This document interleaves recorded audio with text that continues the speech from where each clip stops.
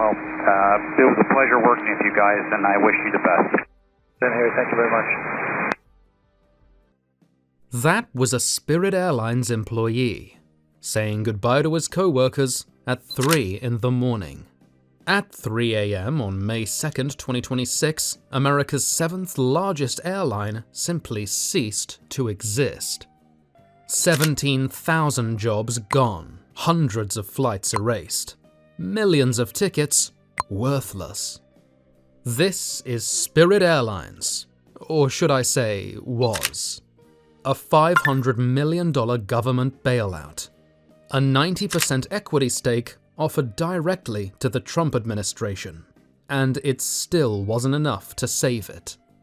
2 bankruptcies in 18 months, a fleet crippled by a microscopic metal defect, a war in the Middle East that doubled jet fuel overnight, and Wall Street creditors who decided liquidation paid better than rescue. This wasn't just another airline going bankrupt.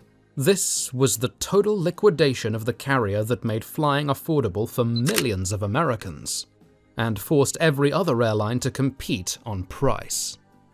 After you watch this entire video, you'll understand exactly how Spirit Airlines went from the most profitable budget carrier in America to a complete shutdown in under 4 years.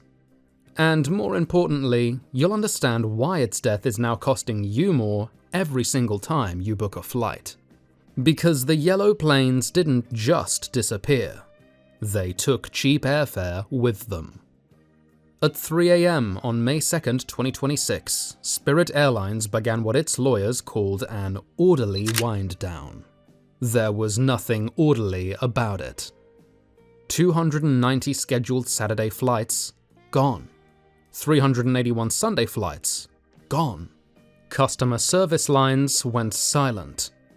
Airport apps stopped updating. Gate agents had no answers because there were no answers to give. Families were stranded at terminals across the country. Travelers who had booked months in advance were standing at gates that would never open. Some passengers didn't find out the airline had collapsed until they were already at the airport. By Friday, May 1st, the warning signs were already there. Spirit cancelled 52 flights that day, compared to just 3 the day before. The signal was unmistakable, but by then, it was already over. 17,000 workers impacted, roughly 2,000 pilots, 3,000 flight attendants, and thousands more gate agents, mechanics, and corporate staff. The headquarters in Dania Beach, Florida, sat largely empty Friday afternoon. Employees walked out carrying boxes and computer monitors. The last major American airline to fully liquidate was Aloha Airlines in 2008. What happened at 3 a.m. on May 2nd, 2026 hadn't happened in the United States in nearly a quarter century. Spirit Airlines didn't start as an airline.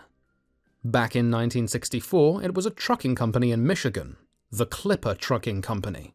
Freight moving around the Midwest, nothing more. By 1983, the company pivoted into aviation under the name Charter One Airlines, flying gamblers and vacation travelers to Atlantic City, Las Vegas, and the Bahamas. Cheap flights, no frills. Simple model.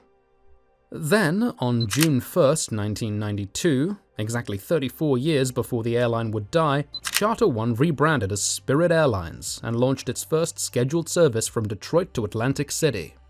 For years, Spirit was just another small carrier fighting for scraps against Delta, United, and American.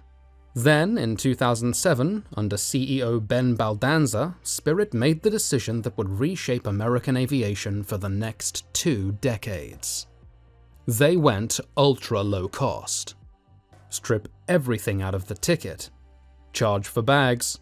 Charge for seat selection. Charge for carry-ons. Even printing a boarding pass at the airport counter costs extra. The headline fare was the lowest in the industry, sometimes shockingly low. The fees make up the difference. By peak years, ancillary revenue was generating roughly 40% of Spirit's total income, 40% from extras. Americans had a love-hate relationship with it. The bright yellow planes. the aggressive ads mocking legacy carriers, the legendary tightness of the seats. Comedians built entire routines around Spirit, but the model worked. Spirit proved you could fly passengers from Fort Lauderdale to Las Vegas for $49 and still make money. 200 Airbus jets, 350 markets, 830 daily flights. The biggest ultra-low-cost carrier on the continent, the 7th largest passenger airline in North America. Then the first catastrophic decision arrived. In February 2022, Frontier Airlines offered to merge with Spirit in a $2.9 billion deal. Two ultra-low-cost carriers, similar fleets, similar customers, similar business models. On paper, it was a clean fit. Then JetBlue showed up. 2 months later, JetBlue launched a hostile counteroffer. $3.8 billion in cash. Spirit's CEO Ted Christie publicly dismissed concerns that regulators would ever block it. Spirit shareholders rejected Frontier and approved JetBlue instead. That decision became the catastrophic miscalculation. In March 2023, the Department of Justice, joined by 6 states and the District of Columbia, filed an antitrust lawsuit to block the merger. Their argument? Spirit was too important to low-cost competition. Remove Spirit, and tens of millions of price-sensitive Americans would pay more to fly. Federal Judge William Young, a Reagan appointee, agreed.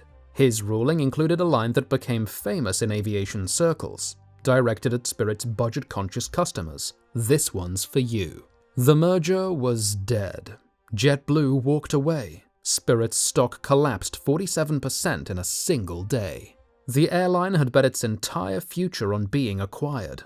No buyer, no backup plan, financially stranded. Here's where it gets worse. While the JetBlue lawsuit played out in federal court, a completely separate disaster was unfolding inside Spirit's hangars, one that had nothing to do with lawyers or mergers. The Pratt & Whitney geared turbofan engines powering Spirit's Airbus A320neo and A321neo aircraft had a defect, a microscopic flaw in the powdered metal used to manufacture turbine and compressor components. Starting in mid-2023, engines across the global fleet had to be pulled for inspection, each one spending up to a year in the shop. Spirit, with 79 of these engines in its fleet, was hit harder than any other American carrier. By 2025, 39 aircraft sat parked, grounded, earning nothing. Spirit received approximately $150 million in compensation from Pratt & Whitney. It wasn't close to enough. A merger blocked, a fleet grounded, cash disappearing fast. So Spirit tried 3 things to survive. First, they went premium. In July 2024, after 32 years of being the most aggressively bare-bones airline in America, Spirit introduced fare bundles. Go savvy, go comfy,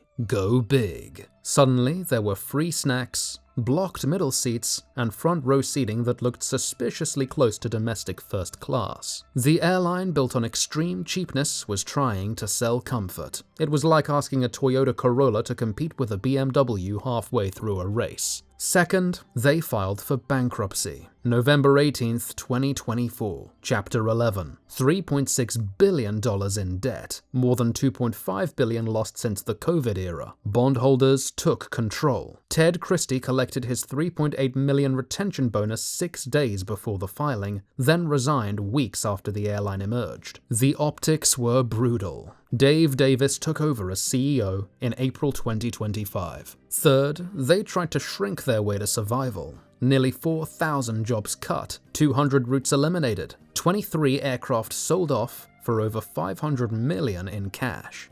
It wasn't enough. In August 2025, Spirit filed for bankruptcy again, twice in less than a year. Then the final blow landed. In early 2026, the United States and Israel entered direct conflict with Iran. Jet fuel prices nearly doubled almost overnight. For an airline whose entire business model depended on aggressive cost discipline, this was an extinction-level event. In just the first 2 months of 2026, Spirit lost $60 million. $60 million in 60 days. The Trump administration floated a rescue package, $500 million in exchange for a 90% government equity stake. For 2 weeks in late April, it looked possible. Lawyers told the bankruptcy court talks were very advanced. President Trump publicly said he was looking at it. Then, the bondholders said no. Citadel Advisors and Ares Management Corporation, two of Spirit's largest creditors, refused the terms. Liquidation offered them a better financial outcome than any restructuring deal. They had leverage. They used it. By Friday, May 1st, Spirit's cash reserves were down to a matter of days.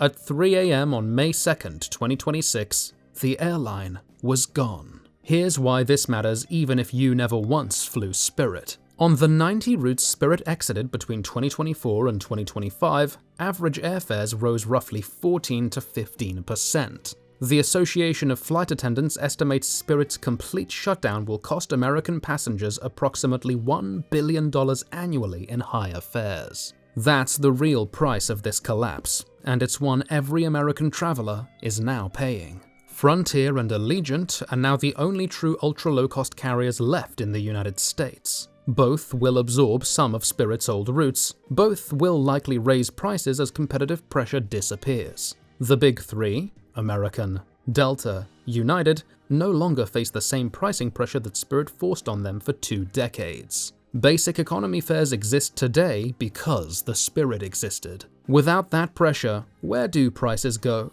Up. Every time. The yellow planes are gone. 34 years of bare fares, baggage fees, and the airline everyone complained about, history. But for millions of Americans who couldn't afford anything else, those yellow planes made flying possible. The death of Spirit Airlines isn't just one company failing, it's the end of a 20-year experiment in radically cheap American flying. And the question isn't whether airfares will rise from here, it's by how much and how fast. If this breakdown helped you understand something the headlines missed, hit subscribe. It tells me you want more deep dives like this when the next big story breaks. And to everyone who worked at Spirit Airlines, I sincerely wish you the best.